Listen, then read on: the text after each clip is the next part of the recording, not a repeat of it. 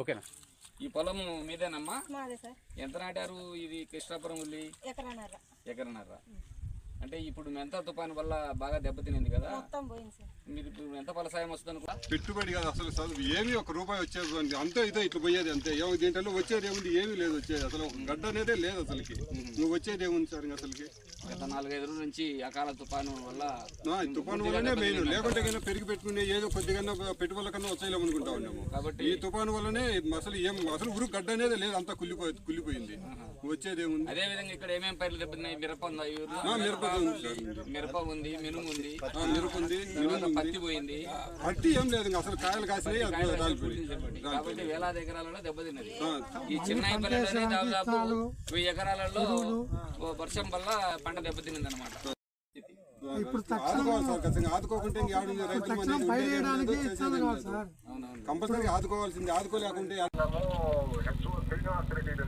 Horticulture department ఉందని తెలిసింది. అయితే ఇక్కడ దాదాపు మిరప కూడా బాగా తినడం జరిగింది.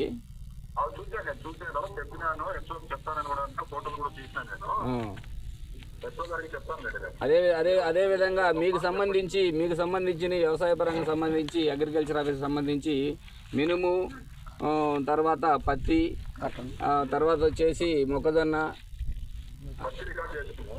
ఇవన్నీ మీరు ఈ దెబ్బతిన్నవన్నీ, మెంతా తుఫాను వల్ల దెబ్బతిన్నవన్నీ తక్షణమే మీరు వాళ్ళకు నష్టపరిహారము. అవునవును, అదే మొత్తము మీరు రిపోర్ట్ రాసి మీ వంతు మీరు పంపండి. ప్రతిపక్షంగా మా తరఫున, వైఎస్ఆర్ కాంగ్రెస్ పార్టీ తరఫున వంతు మేము ప్రభుత్వాన్ని డిమాండ్ చేస్తున్నాం. ఈ తక్షణం సాయంత్రం వరకు మేము రైతులకు మద్దతుగా ఉంటామని తెలియజేస్తున్నాను. తక్షణమే చర్యలు తీసుకోండి ఏవో గారు. తర్వాత పంటకి ఓకే రైట్. మిత్రులకు నమస్కారం. Badvel taluka YSR Congress party additional coordinator Vishwanath రెడ్డిని మాట్లాడుతున్నాను. గత 4-5 రోజుల నుండి ఈ మెంతా తుఫాన్ వల్ల బద్వేల్ తాలూకాలో వేలాది ఎకరాలు, అన్ని రకాల పంటలు దెబ్బతినడం జరిగింది.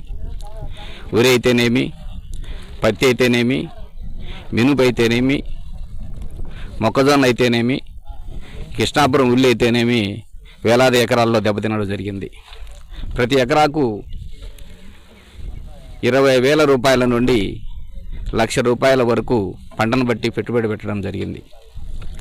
రైతులైతే ఫలసాయం బాగా బలంగా ఉంటుంది, బాగా రేట్లు వస్తాయనే ఉద్దేశంతో వాళ్ళ ఇంట్లో తాలుబొట్లతో సహా సైతం పెట్టి పెట్టుబడి వెచ్చించి పైరు మీద పెట్టడం జరిగింది.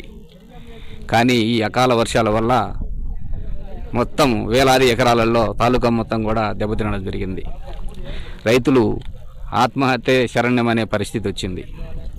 గత ప్రభుత్వంలో, మా ప్రభుత్వంలో వైఎస్ జగన్మోహన్ రెడ్డి గారు ముఖ్యమంత్రిగా ఉన్న టైంలో మేమే ప్రభుత్వ పరంగా ఎకరానికి ఇంత ఇన్సూరెన్స్ అని క్రాప్ చెల్లించి వాళ్లకు ఏదైనా అకాల వర్షాల వలన పంటలు దెబ్బతింటే వాళ్ళకు సబ్సిడీ రూపంలో డబ్బులు ఇప్పించి ఇన్సూరెన్స్ ఇచ్చే పరిస్థితి ఏర్పరిచాం.